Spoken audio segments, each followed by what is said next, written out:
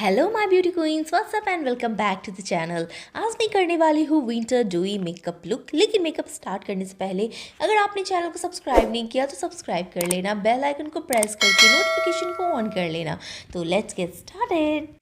सबसे पहले मैं फेस को क्लीन कर लूँगी और क्लीन करने के बाद मैं यूज़ कर रही हूँ लवद की हाइड्रेटिंग मिस्ट। स्प्रे करने के बाद अच्छे से उसे ड्राई होने देना है, क्योंकि सर्दियों में हमें हाइड्रेशन की ज़रूरत होती है, इसलिए मैं यहाँ पे टोनर स्किप करके मिस्ट यूज़ कर रही हूँ।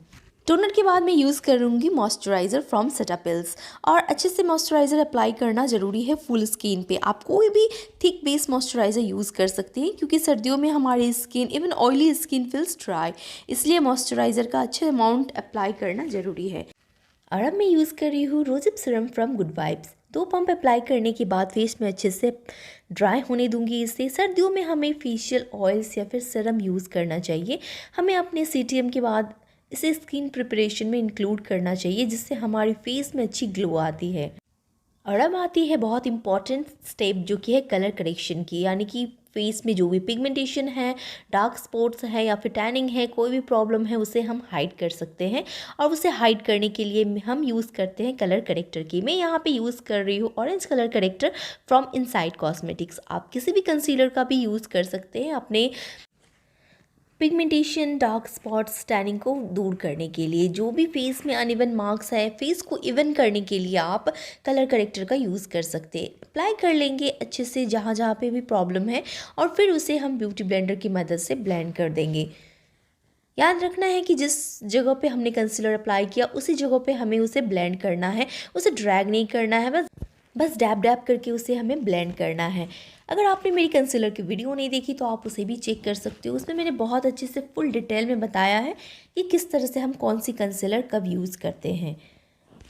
कंसीलर अप्लाई करने के बाद मैं यूज़ कर रही हूँ फाउंडेशन फ्रॉम एल्फ। ब्रश की मदद से अप्लाई कर लूँगी फुल फेस पे। इस तरह से अप्लाई करना है, थोड़ा थोड़ा क्वांटिटी लेना है और क्वांटिटी को इस तरह से आपको डैबिंग मोशन में अप्लाई करते जाना है और उसे ब्लेंड भी करना है। आपको कभी भी ब्रश को ड्रैग नहीं करना है, उससे क्या होगा, आपके नीचे की कंसीलर हट जाएगी, आपने जो भी अप्लाई किया कंसीलर वो हट जाएगी और फिर बेस अच्छी नहीं आएगी। अगर आपने स्किन प्रिपरेशन विंटर में मस्ट है, अगर आपने अच्छे स्किन प्रिपरेशन किया है तो आपकी फाउंडेशन कभी भी क्रैकी नहीं दिखेगी, बहुत ही अच्छी बेस बन के आती है। इसलिए स्किन प्रिपरेशन मस्ट है, आपको अच्छे से स्किन प्रिपरेशन करना है। जो भी क्वांटिटी मेरे हाथों में बची हुई थी फाउंडेशन की, मैंने उसे हाइलाइटिंग जोन पे फिर से अप्लाई कर लिया, ताकि मुझे किसी भी हाइलाइटर की यानी कि हाइलाइटिंग शेड की ज़रूरत ना पड़े। आप इस तरह से भी कर सकते हैं। अगर आपकी फाउंडेशन बच गई है तो आप हाइलाइटिंग जोन में इस तरह से अप्लाई कर लीजिए, उससे से आपकी फेस हाइलाइटेड दिखेगी। आपको एक्स्ट्रा हाइलाइटर की या फिर कंसीलर की ज़रूरत नहीं पड़ेगी। अगर फिर भी आपको नीड हो हाइलाइटिंग की तो आप अपने स्किन टोन से 2 टोन लाइटर शेड चूज़ कर सकते हैं हाइलाइटिंग के लिए। और अब मैं यूज़ कर रही हूँ lip and cheek tint from just hub. सर्दियों में हमेशा हमें क्रीम या फिर लिक्विड ब्लश का यूज़ कर सकते हैं। अगर आपके पास क्रीम लिक्विड ब्लश नहीं है तो आप यहाँ पे किसी भी पिंक शेड का लिपस्टिक का यूज़ कर सकते हैं। विंटर्स में हमें ज़्यादा से ज़्यादा क्रीम या फिर लिक्विड प्रोडक्ट्स का यूज़ करना चाहिए, जिससे एक बहुत ही अच्छी हाइड्रेशन मिलती है, फेस में नमी मिलती है। इस वजह से हम क्रीम या फिर लिक्विड ब्लश को चूज़ करते हैं और पाउडर से बाद में उसे सेट कर लेते हैं। इसलिए मैं यूज़ कर रही हूँ क्रीम ब्लश और उसे सेट करूँगी बाद में पाउडर से। उसके बाद मैं यूज़ कर रही हूँ फेसेस की कॉम्पैक्ट। जैसे कि मैंने कहा क्रीम प्रोडक्ट्स हम ज़्यादा यूज़ करते हैं विंटर में, इस वजह से यहाँ पे मैं लूज़ पाउडर अवॉइड करके फेसेस की कॉम्पैक्ट यूज़ कर रही हूँ। और अब मैं यूज़ करूँगी शुगर की कंटोर, जिससे मैं फेस को कंटोर करूँगी। इस तरह से अप्लाई करना है चिक पे, जॉ लाइन पे और नोज़ पे। ब्रश को कुछ इस तरह से फ्लैट करके हम नोज़ को कंटोर कर लेंगे। अगर आप पतली ब्रश यूज़ नहीं कर रहे हो तो इस तरह से करना है, और अगर आप फिंगर से करना चाहते हो तो आप फिंगर से भी बहुत ही अच्छी नोज़ कंटोरिंग कर सकते हो इस तरह से। और अब मैं यूज़ कर रही हूँ ब्लश। स्विस ब्यूटी की ये अल्टीमेट पैलेट है, जिससे मैं ब्लश यूज़ करूँगी। किसी भी पिंक शेड का आप पाउडर जो भी आई शेडो यूज़ करते हो उसे आप यूज़ कर सकते हो एज ए ब्लश। सबसे पहले आप ब्लश लेने के बाद अपने हाथों पे उसे डस्ट अप कर लेना, उसके बाद आप अप्लाई कर लेना फेस पे। और अब मैं यूज़ कर रही हूँ हाइलाइटर फ्रॉम रिवॉल्यूशन।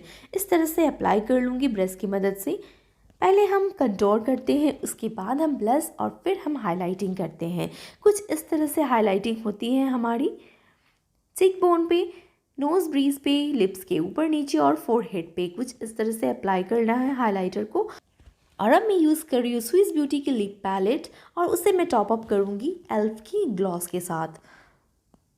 और फिर मैं यूज़ कर रही हूँ सेम स्विस ब्यूटी की अल्टीमेट पैलेट, जिससे मैं अपनी ब्राउन शेड से अपने ब्रोज को डिफाइन कर लूँगी एंगल ब्रश की मदद से इस तरह से, और एक स्पूली की मदद से उसे इस तरह से कम कर लूँगी। और अब मैं ले रही हूँ सेम पैलेट, जिससे मैं लूँगी ये मैरून शेड और अप्लाई करूँगी एंगल ब्रश की मदद से कुछ इस तरह से। ब्लेंड कर लूँगी मैं इसे इनर कॉर्नर की तरफ इस तरह से, और फिर लूँगी ब्राउन शेड और उसे स्मज करूँगी कुछ इस तरह से। ब्लेंडिंग बहुत अच्छी होनी चाहिए, कुछ इस तरह से अच्छे से ब्लेंड करना है ताकि सारे कलर्स अच्छे से मिक्स एंड मैच हो जाए। और फिर मैं ले रही हूँ ब्राउन शेड, जिसे मैं इस तरह से लिड पे अप्लाई कर लूँगी। अप्लाई करने के बाद मैं क्रीज की तरफ इस तरह से लाइन बना रही हूँ, जिससे मेरी एक बहुत ही अच्छी वी दिखेगी। और आप देख सकते हो अगर आपकी आई शैडो ऊपर लग जाए तो आप फिंगर से भी उसे रब कर सकते हो। क्रीज लाइन पे ब्लेंड करने के बाद मैं ब्राउन शेड से क्रीज के ऊपर ब्लेंड कर लूँगी। और ब्लेंड करने के बाद मैं एक मैरून शेड अप्लाई कर रही हूँ अपने लिड पे। पिंक सिमरी शेड से मैं अपने आईब्रो बोन्स और आईज के इनर कॉर्नर को हाईलाइट कर लूँगी। और मैरूनी शेड जो मैंने ऊपर अप्लाई किया था सेम शेड लेके मैं लोअर लैश लाइन पे भी अप्लाई कर लूँगी। ऊपर अप्लाई करूँगी काजल और उसे स्मज कर लूँगी ब्लैक आई शैडो से। और अब मैं यूज़ करूँगी मेकअप फिक्सर, जिसे ड्राई होने के बाद मैं यूज़ कर रही हूँ highlighter for that more डूई look. अगर आपको ज़्यादा हाइलाइटिंग चाहिए तो आप हमेशा फिक्सर यूज़ करने के बाद हाइलाइटिंग करो, इससे आपकी हाइलाइटिंग में बहुत ही अच्छी इफ़ेक्ट्स आती हैं। नोज ब्रीज और फोरहेड को हाईलाइट करने के बाद मैं हाईलाइट करूँगी अपने लिप्स को भी कुछ इस तरह से, जिससे बहुत ही अच्छी इफ़ेक्ट्स आती हैं। और फॉल्स लैसेस लगाने के बाद यूज़ करूँगी मस्कारा ऊपर और नीचे के लैसेस पे। और ये हो गई मेरी winter dewy makeup look complete. और इस लुक को कंप्लीट किया है मैंने बहुत ही अफोर्डेबल और कम प्रोडक्ट से। ये लुक विंटर्स में ड्यूई लुक बहुत ही अच्छी दिखती है। और लिप्स जो मैंने हाईलाइट किया है वो भी बहुत ही अच्छी टेक्निक्स हैं विंटर्स के लिए। तो आप इस लुक को ट्राई कर सकते हो as a wedding guest makeup look, as a festive look and many more.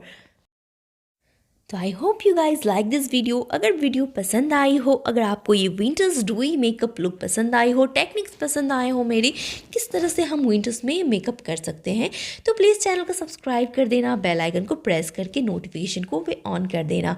Comment section में ज़रूर बताना कि लुक कैसी लगी। मिलती हूँ नेक्स्ट वीडियो में, तब तक के लिए bye bye, take care and जय माता दी फ्रेंड्स।